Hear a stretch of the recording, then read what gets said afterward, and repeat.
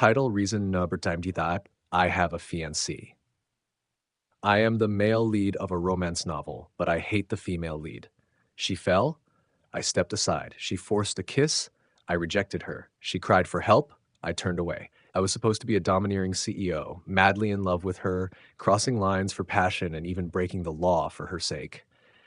But all I ever wanted was to love my fiancée.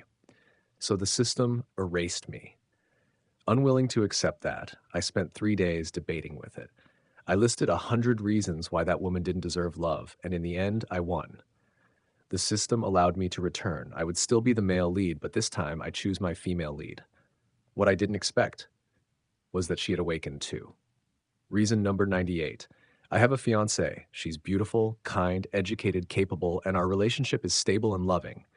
Tell me, why should I fall for a married woman with a child who only finished middle school, acts recklessly, and throws herself at me every time we meet? Reason number 99. I'm young, wealthy, and well-connected. I can confidently take my fiancée to any social gathering. So why, I ask you, should I love a clueless woman who knows nothing, does nothing, and cries at the slightest problem?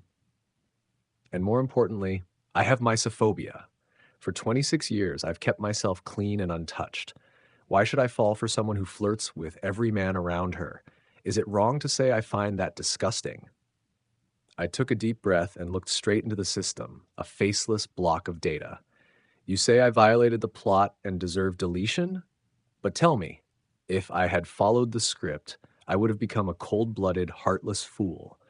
Just for the sake of some useless heroine, I'd have to break the law, kill people, bankrupt companies, and leave thousands unemployed.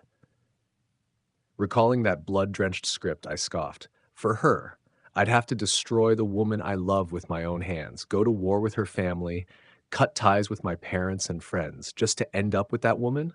Have you lost your mind? Tell me. Does that sound reasonable? Forget whether she deserves love or not. I could be a decent man. I could live normally. I could contribute to society. So why must I become a monster, a murderer, just because the script says so? I leaned forward, voice calm but firm. System, give me one valid reason to obey this storyline. Just one. Try to convince me. The system fell silent. Its data face flickered, confused, hesitant. After a long pause, it spoke in its cold, robotic voice. I need to seek guidance from the Supreme God. Please wait. I nodded, sitting down. Good. I trust you'll come back with a reasonable answer. When I opened my eyes again, I was back in my office. The familiar hum of the city outside, the buzz of my phone. It was the first day I took over the company. The so-called heroine hadn't appeared yet. I leaned back in my chair and let out a slow, relieved breath. The negotiation had worked. The system, after consulting the Supreme God, had given me a second chance. The script wants me dead. Fortunately, I've returned. I once promised to grow old with my fiancée, and I don't plan on breaking that promise. Oh, right, we're not officially engaged yet. Just thinking of her made me smile. I opened WeChat and sent her a message. Starting today, your boyfriend is officially the legendary domineering CEO. From now on, when we meet, remember to call me President Goo. She didn't reply, probably busy. I snapped a few pictures of the office, then took a flattering selfie and sent it to her. Just as I was about to tease her some more, my assistant knocked and entered the room.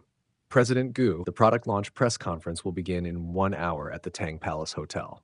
We can leave now. I nodded. All right, let's go. As I reached for my car keys, my assistant hesitated. Sir, are you planning to drive yourself? The chauffeur is already waiting downstairs. I insisted on driving because I knew if the chauffeur drove, we'd accidentally hit the female lead on the way. According to the script, I'd then take her into the car, bring her to the press conference, and backstage, she'd kindly bring a bottle of water, only to spill boiling water all over the model, causing burns. My girlfriend, as the lead designer, would scold the staff for letting an outsider into the restricted area and criticize the female lead for being reckless. And the female lead, she'd tear up and apologize, eyes full of sorrow. I would see her as fragile, pitiful, and my girlfriend, harsh, unreasonable. I would then argue with my girlfriend over this woman I barely knew. She'd get angry and storm off, even though she only came to support me. Then I would embrace the female lead, console her gently, and against all objections, Let her, someone utterly clueless, replace the injured model on the runway. When she inevitably tripped on stage, I would ignore the entire audience and rush to her aid. I'd encourage her to keep going, as if her success mattered more than the entire press conference. After the event failed, I would blame everything on my girlfriend and terminate her contract. Then I'd hire that troublesome woman, the female lead, as my assistant. She'd keep causing chaos. I could keep comforting her. I'd find her clumsy but adorable. That irrational urge to protect her would grow stronger. And just like that, my fiancée and I would become enemies. Thinking of that god-awful plot made me want to curse. Whoever wrote that script definitely had issues. And if I truly acted like that, I'd have to be insane. But as the male lead, sometimes the script forces your actions, especially when facing the female lead. Like in my previous life, after the driver hit her, I blacked out and followed the script. I took her to the Tang Palace Hotel. Thankfully, once I saw my girlfriend, I snapped out of it. I didn't carry out the rest of the madness. The female lead never made it backstage, but she snuck into the audience and somehow managed to spill a scalding drink all over me. While I was treating the burn, she followed me, crying. Her eyes, wide, innocent, and solemn, looked up at me. I hurt you. I must take responsibility. Until your wound heals, I'll take care of you. I told her it wasn't necessary, but she acted like she didn't understand human speech, insisting over and over that she had to make it right. Later, she even showed up at my villa. She stole a maid's uniform, snuck inside, and started cooking, cleaning, washing my clothes. Because of her help, the entire house turned into a disaster zone. She gave me food poisoning. She nearly caused a misunderstanding between me and my girlfriend. In a fit of rage, I called the police, and she had the nerve to look wronged as if I had betrayed her goodwill. Back then, I had no idea I was the male lead. I just honestly hated women like her, clingy, intrusive, and incapable of understanding boundaries. My rejection caused the plot to derail. The story collapsed, and I was erased. In my previous life, without even knowing the script, I still refused to follow it. Now, in this life, fully aware of what's to come, there's no way in hell I'm playing along with that ridiculous storyline. Even when I dodge her, the script doesn't let go. I managed to avoid the female lead on the road, but I couldn't avoid the script. She still showed up at Tang Palace.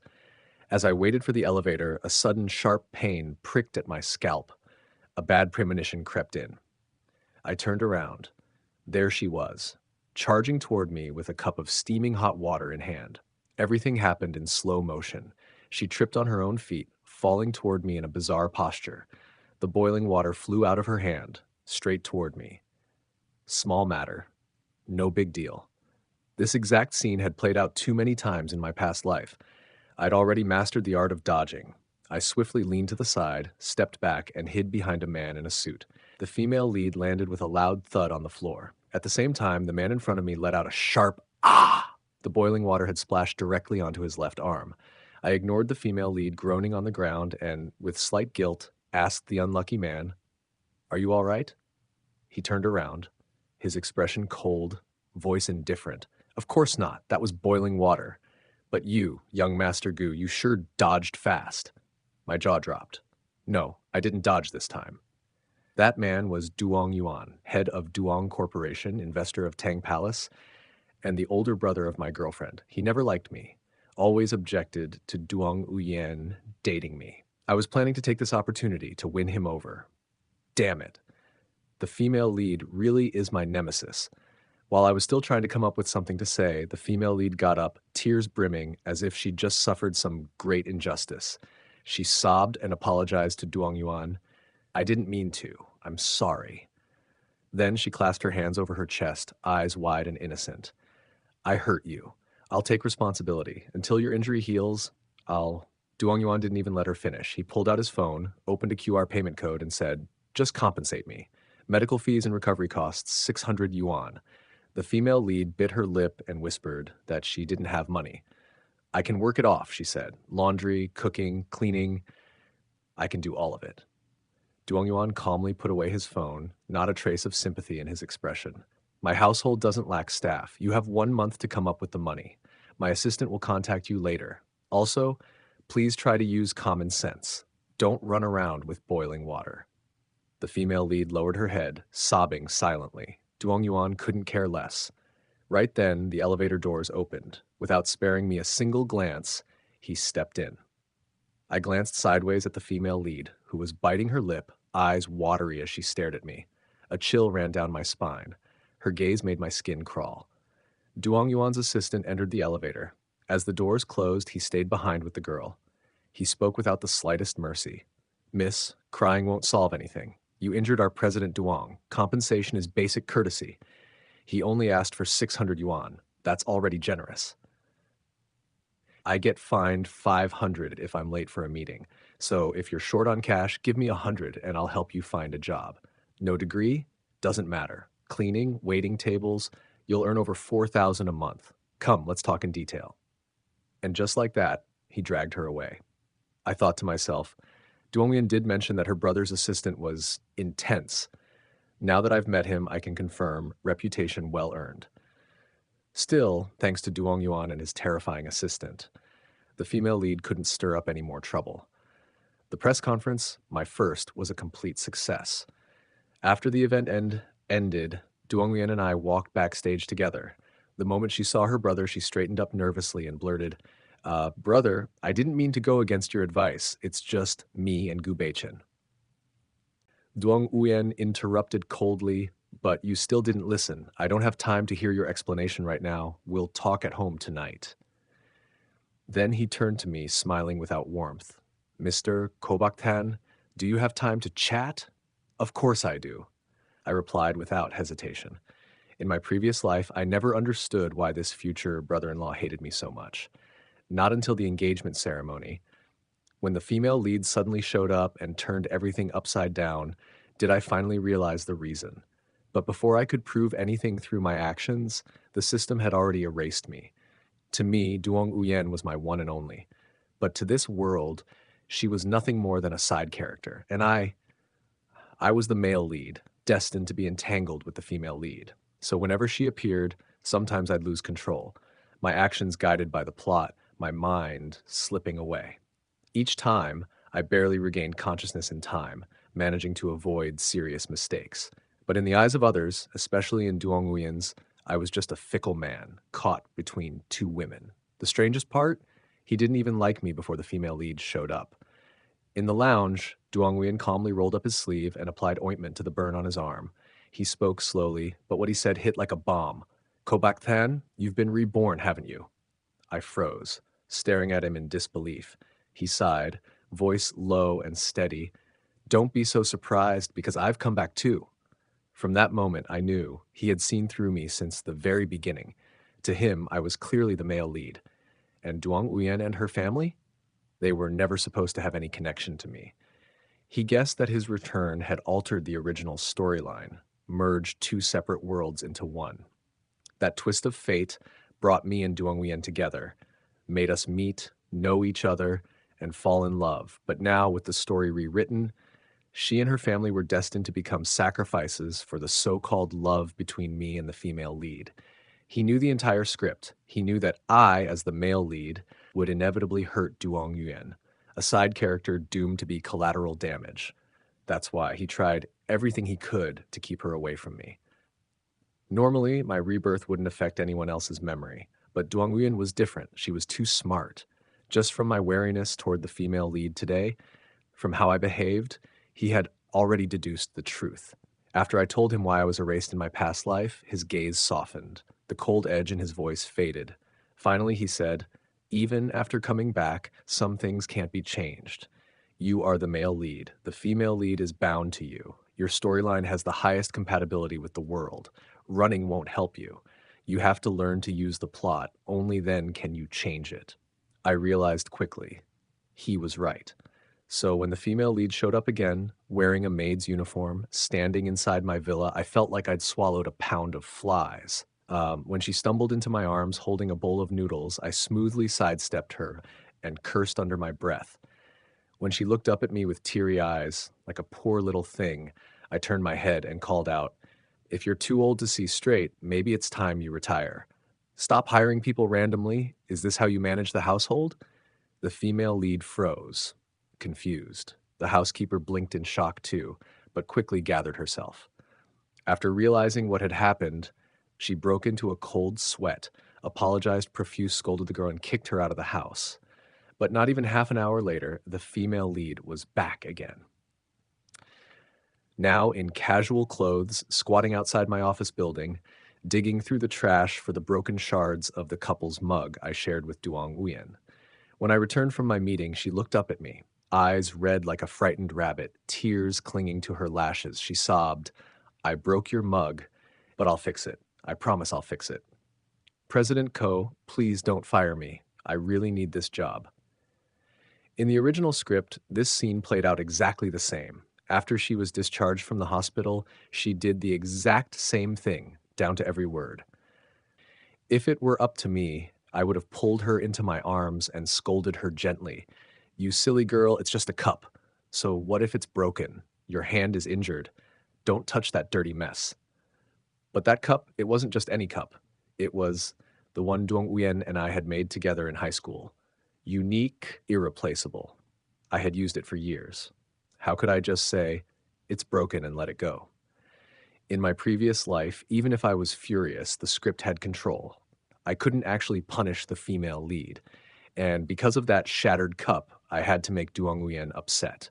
But this time, I said coldly, "Stop digging through the trash. I've already sent the cup to a professional to have it repaired. Since you broke my cup, you'll need to cover the repair costs.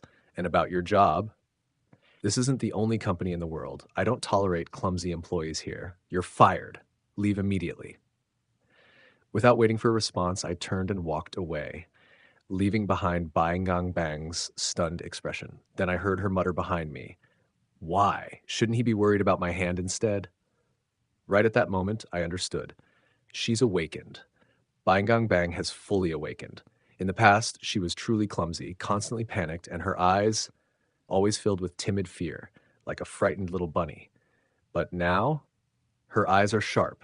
Every move is calculated, every step intentional. According to my rough count, in just 1 month, she's accidentally appeared in front of me and fallen over more than 60 times. Luckily, I dodged quickly. If not, I would have been hit. And it's not just me.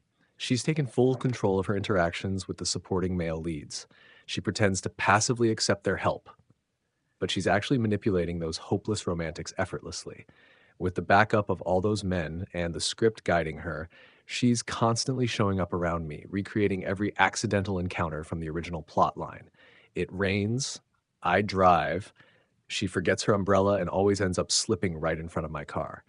Me, I reverse, turn, and speed off, never looking back. And if I really can't drive away, I call the police, reporting her for extortion. When I meet clients at a tea house, she's the waitress. If she doesn't spill the tea, she smashes the cup.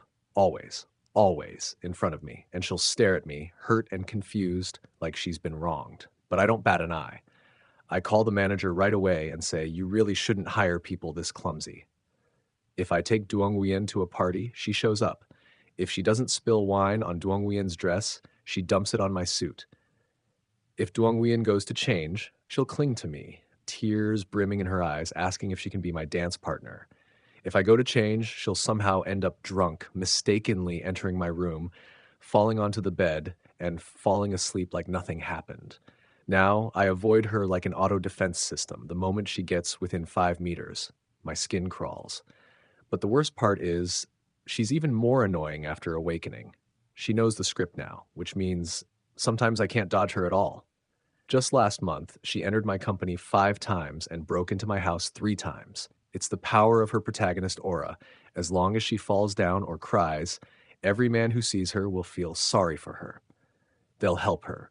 No questions asked. Which means all the male staff in my company, and even the ones working at my house, get manipulated into bringing her closer to me. It's impossible to guard against it. But here's the thing. In the original script, I was supposed to fall for Baingang Bang first. I was supposed to pursue her. So why has everything been flipped like this? In the original plot, she was a poor girl, but cheerful. She cried easily, but was brave. Innocent, kind, and clumsy like a classic sweet little dummy. The author called it adorable idiot charm. She wasn't good at anything. But it didn't matter. As long as she cried, Dozens of men would show up to protect her. Her innocence made her blind to the feelings of the men around her. She was kind to everyone, but that kindness drove men to madness. To win her heart, they fought relentlessly. Blood was spilled, heads rolled. As for me, the domineering, possessive male lead, I held the most power. I couldn't stand seeing her treat others well. I couldn't stand anyone getting close to her. Slowly, I became twisted. I would imprison her. I'd use my family background to crush any man she cared about. If she begged for someone's life, I would destroy that person. I wanted her eyes, her heart, to hold only me. So she ran. I chased. I forced love upon her. She ran again. I chased again. I forced love again. And every time someone who helped her paid the price. To possess her, I became a madman. I destroyed every safe place she had. I destroyed everyone who could protect her. In the end, she stopped running. She came back to me with our 2 children in her arms. Ridiculous.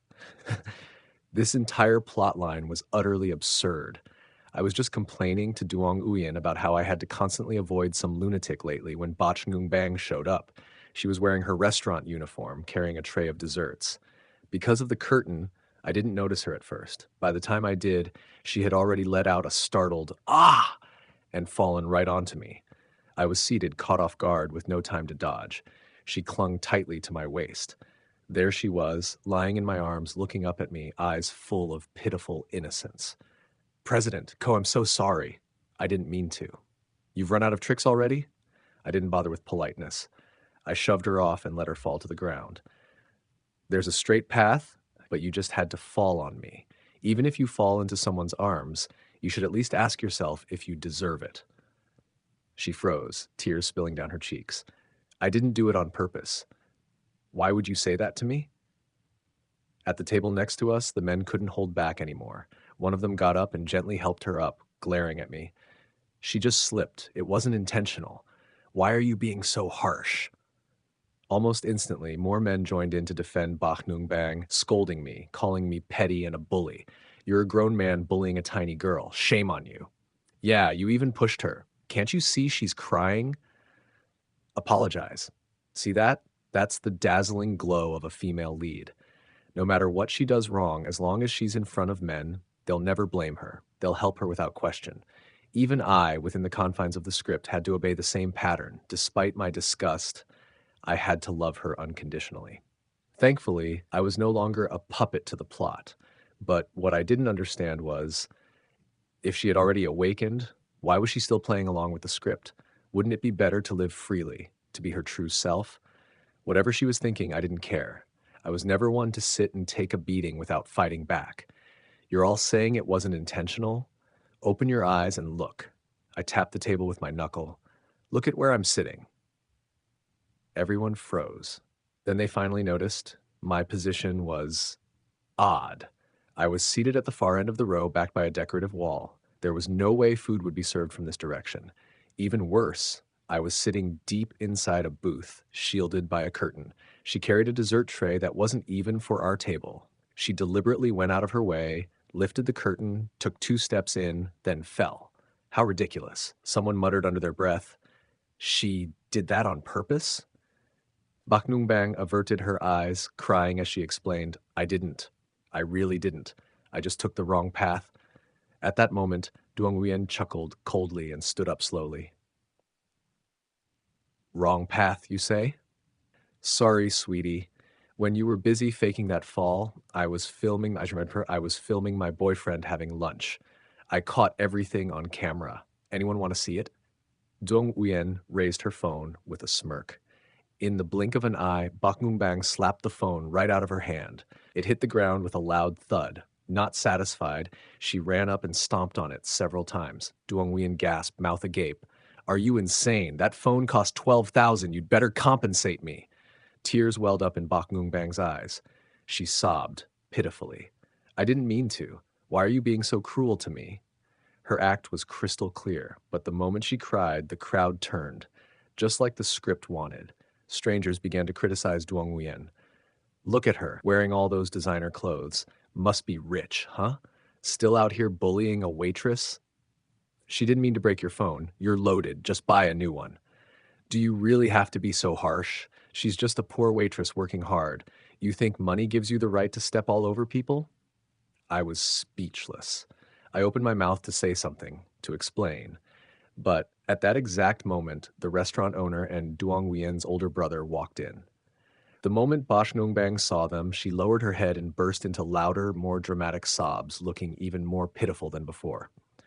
The owner glanced between me and Duong Wien, then turned to her. "Excuse me, who are you? You don't seem to be one of our staff." Gasps spread through the crowd. Bosh Nungbang froze. She stammered, I was just helping out a friend." The owner's eyes narrowed as he looked at her uniform. "You're wearing my employee Chuangon's uniform. Did you steal it? Where is he now?"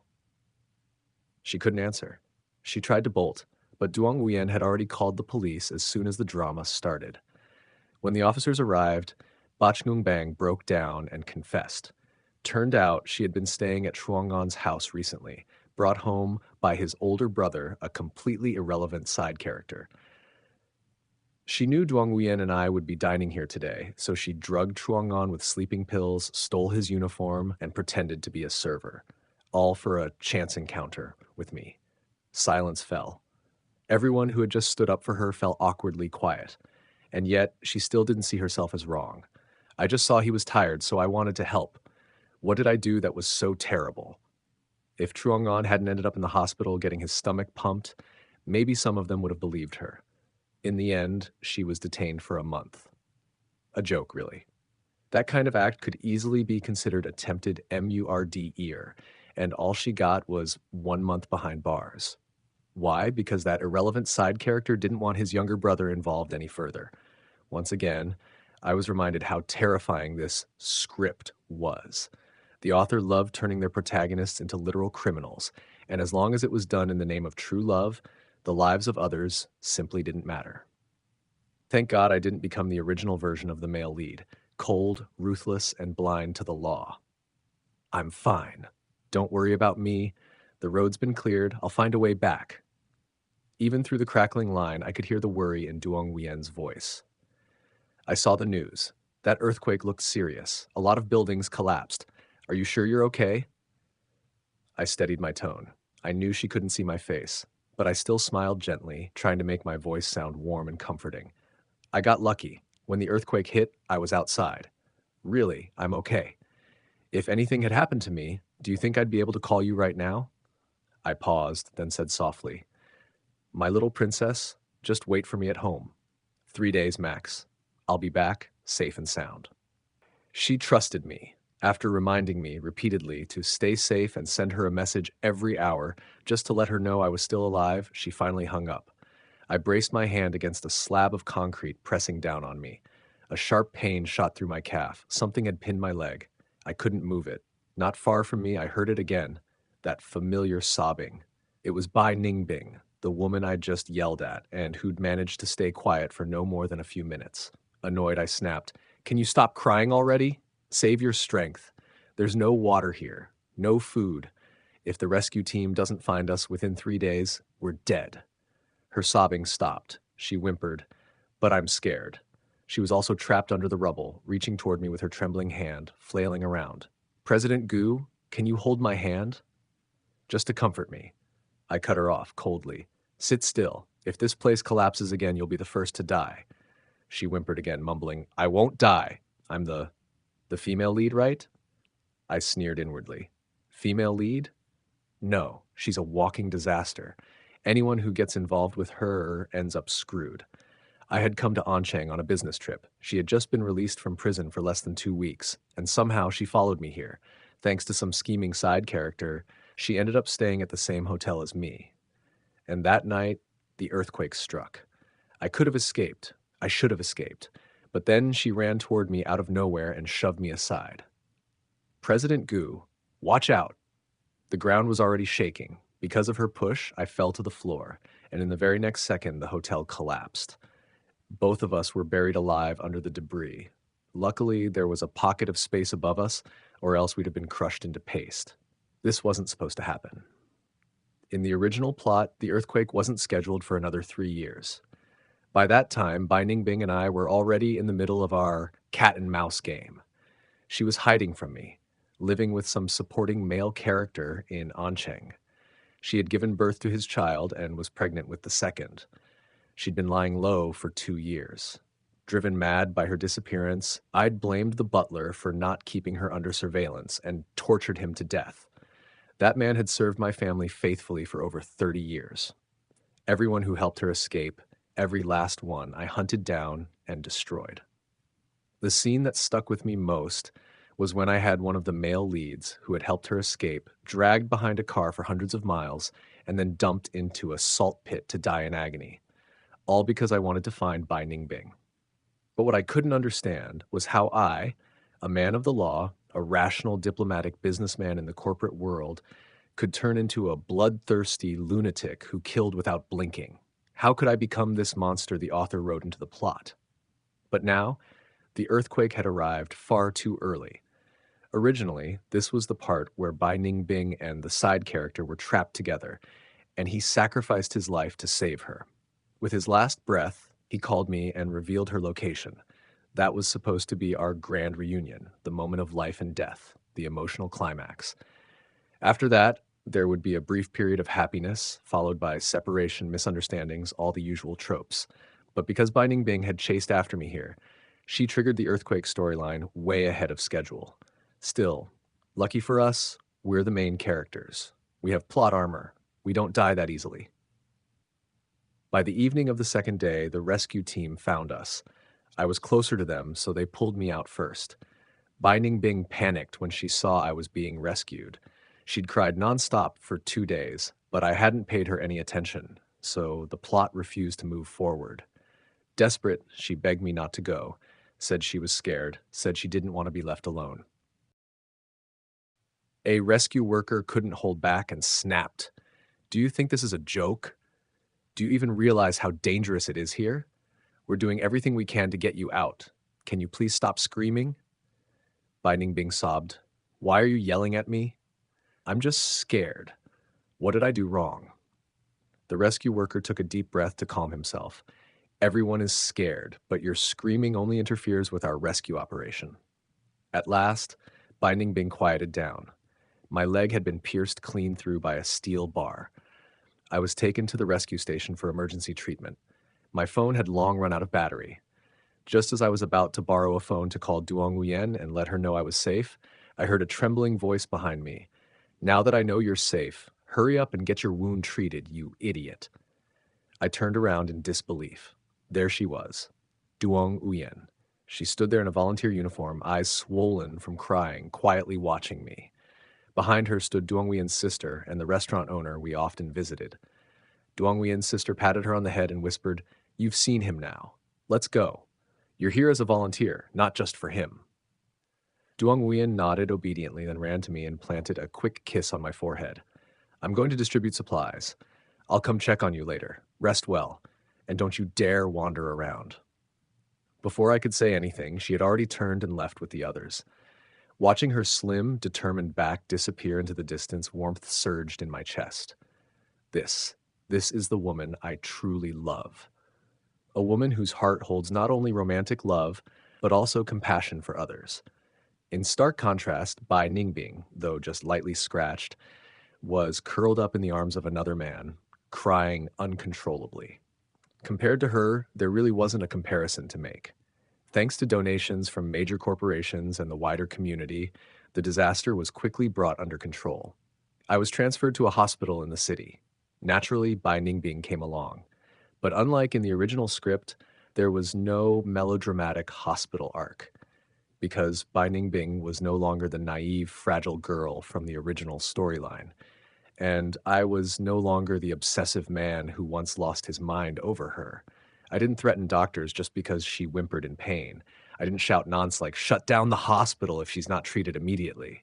She tried to cling to me, hoping to continue the plot, but I had already thrown a wrench into the whole thing.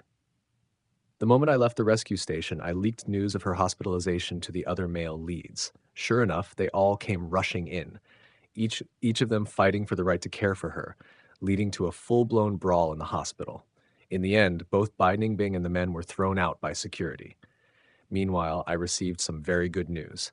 "President Ko, we found the man you asked for." He's on his way here. I immediately sobered up. Excellent. Since the female lead had awakened and thrown the original plot into chaos, I had no problem making things even messier. In the original script, it wasn't until I forced Bai Ningbing to marry me that I learned the truth, that she had a husband and child back in her hometown. Desperate to escape the countryside and live in the city, she had abandoned them both and eloped with a village teacher. Unfortunately, they were ambushed by robbers on the road. The teacher died protecting her. By sheer luck, or rather, by protagonist halo, she was saved by one of the male leads, the younger brother of that teacher. That man, seeking justice for his brother, brought her to the city. Before she met me, she had been living in his home. When he finally confessed his love and offered to take care of her for life, she refused, saying she wanted independence, and left. It was then that my driver accidentally hit her on the road.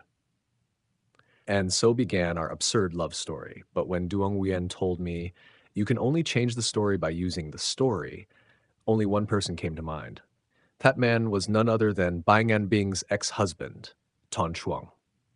In the final part of the original script, when Ton Chuang appeared, Bai Nganbing had a moment of inner monologue, a confession that revealed just how deeply rooted he was in her heart. Open quote, "I've met many men in my life. They all seemed good to me at first, but in the end, each one forced me to do things I didn't want. I was powerless. I had no strength to resist. I could only silently endure. But Ton Chuang, he was different. He never forced me into anything. He was the only one who was truly kind to me. And now I often regret, if only I hadn't been so obsessed with the life in the city. If only I hadn't left the village behind. If only I had stayed, I could have lived my whole life by his side, peaceful, happy. I wouldn't have harmed Teacher Trio. I wouldn't have hurt the ones who loved me. And I never would have met Kobaktan. I admit, if I had to choose between all the other men and Kobaktan, I would still choose him. But when I stand in front of Tan Chuang, I truly don't know what to choose. Heaven, what crime have I committed to be forced into such a cruel decision?" Close quote. In the end, after all the turmoil, she chose to go back to Tan Chuang. She said she was tired of my dominance, tired of being caged like a canary, tired of the dazzling city life. All she wanted was to return to the simple, quiet happiness she once had. But by then I had already fallen for her, so deep it had seeped into my bones. How could I possibly let her go? So I KILLE'd Tan Chuang.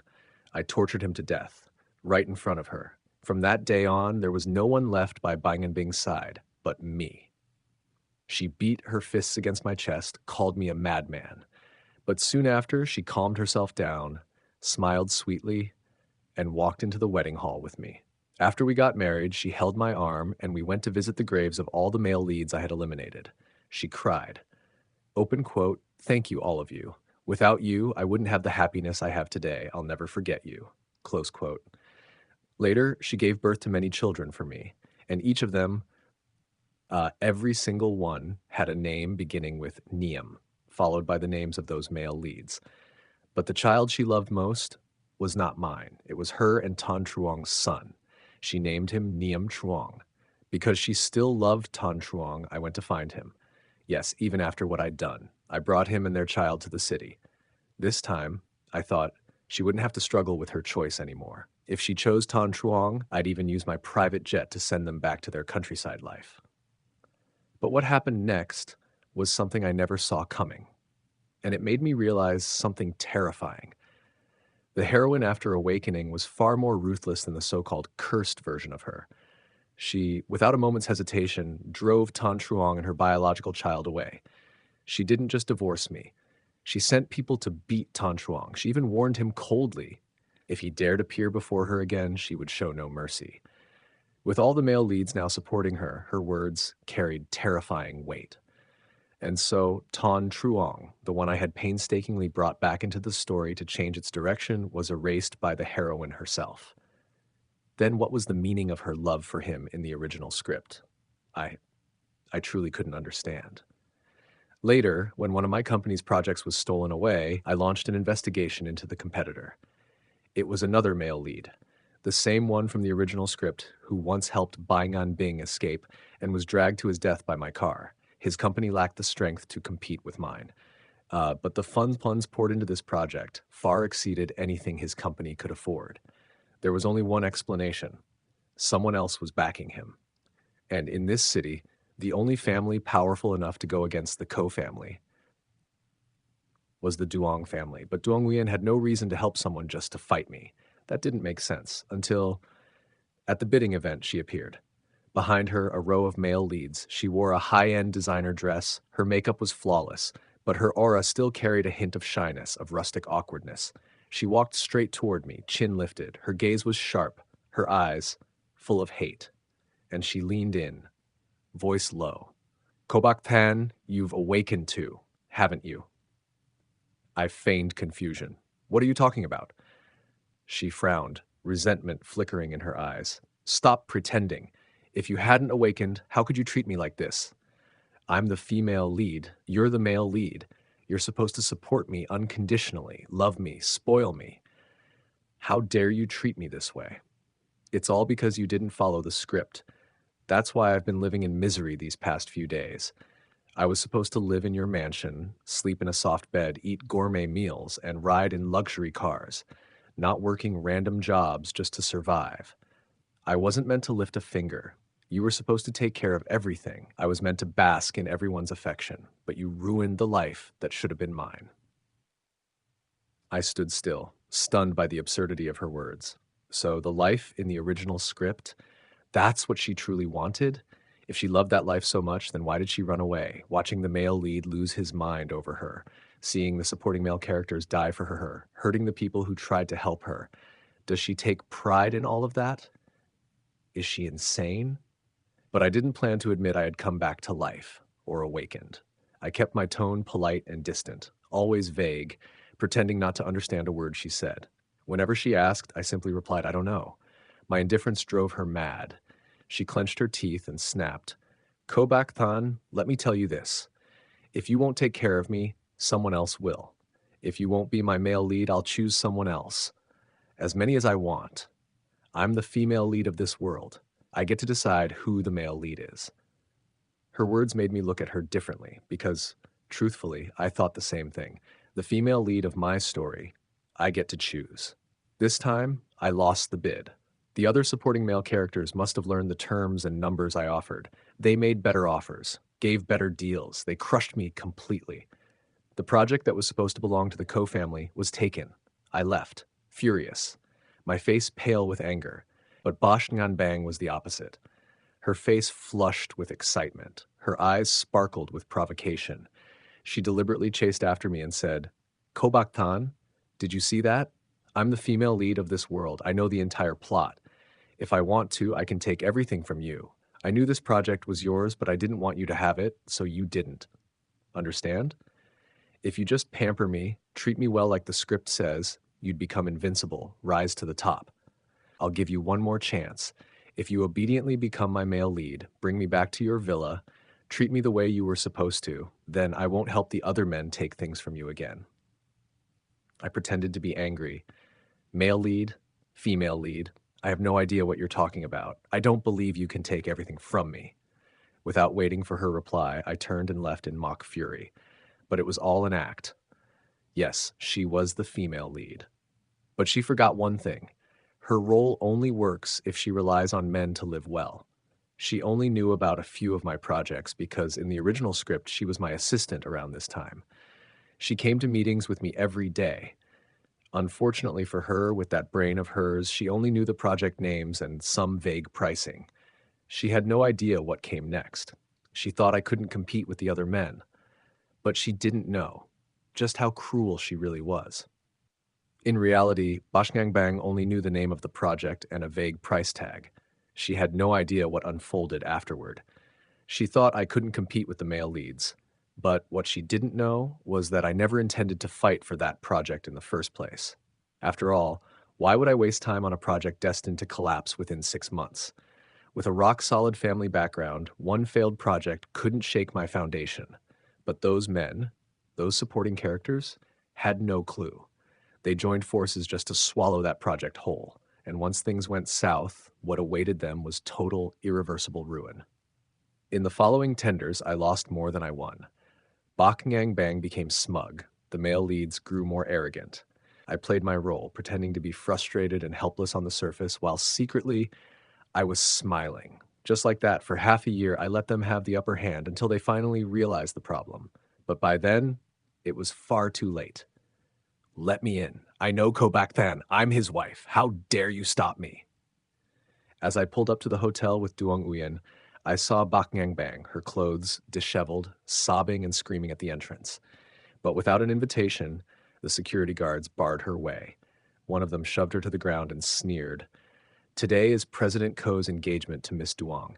The entire hotel's been booked. No invitation. No entry. Miss Duong is the country's top fashion designer. And you? What are you? You think you're President Ko's wife? Dream on.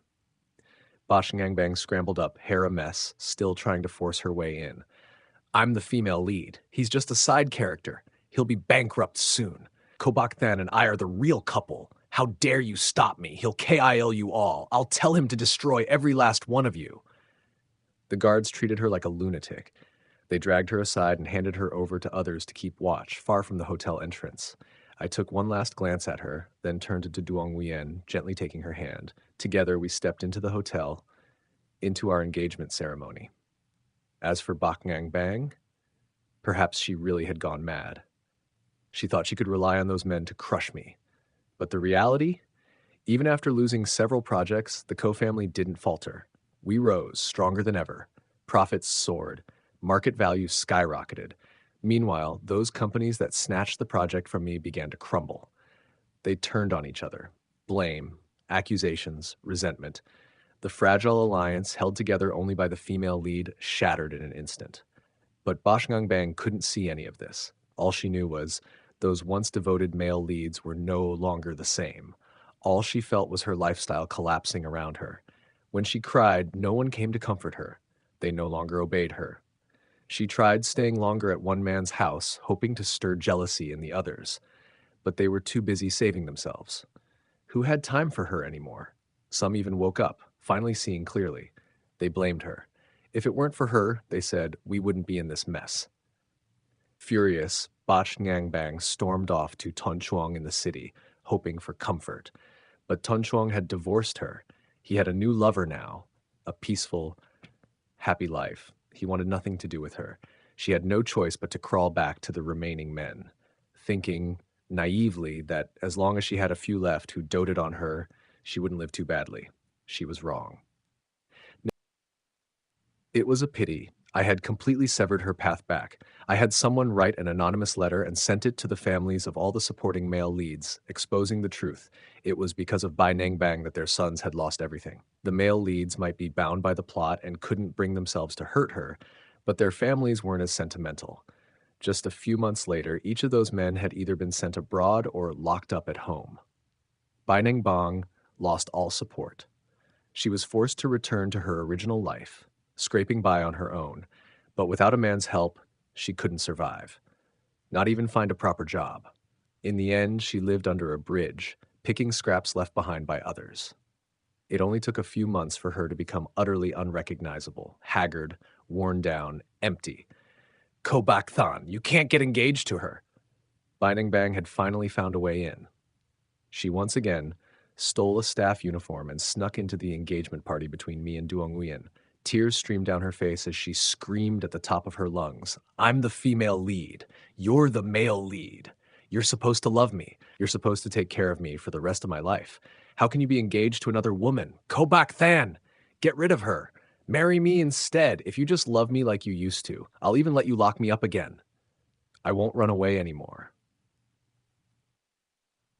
Everyone at the party stared blankly. They had no idea who this crazed woman storming the stage was. I calmly raised my hand, signaling the security team. I didn't even spare Bai Nangbang a single glance. What kind of security is this? How did you let a lunatic charge in here? Immediately, the guards rushed over and restrained her. She kept screaming like a madwoman. I'm the female lead. I'm the real female lead. You're supposed to marry me. Me. Only then did I look at her, just once, and said flatly, my female lead from beginning to end has only ever been one person. I held Duong Nguyen's hand tightly. Her name is Duong Nguyen, and you, I'm sorry, who are you? With that, I signaled the guards to throw her out. My apologies, everyone. Due to staff negligence, a deranged person managed to sneak in. Please allow me to offer a toast. I raised my glass. Once again, thank you all for taking the time to join the engagement celebration between Kobak Tan and Duong Uyen. Let us raise our glasses and wish them a love that blooms and never withers together till the very end. At long last, I married the one and only woman I loved, Duong Uyen. As for the other male leads, though their companies suffered heavy pressure, some even went bankrupt, at least they survived. But Bai Neng Bang, once stripped of the affection and protection of those men, she also lost the halo of a female lead. Without that glow, she could no longer accept who she really was. She couldn't live on her own, couldn't survive as an ordinary woman. It didn't take long before she went insane. Now, on a lonely street corner, a deranged woman roams, crying and laughing all at once, screaming, "I'm the female lead. Every man in this world is supposed to adore me unconditionally." Thank you for listening to the story on the Three Little Frog channel. If you enjoyed it, please support us with a like and a subscription. And don't forget to tap the notification bell so you'll be the first to know when a new story is released.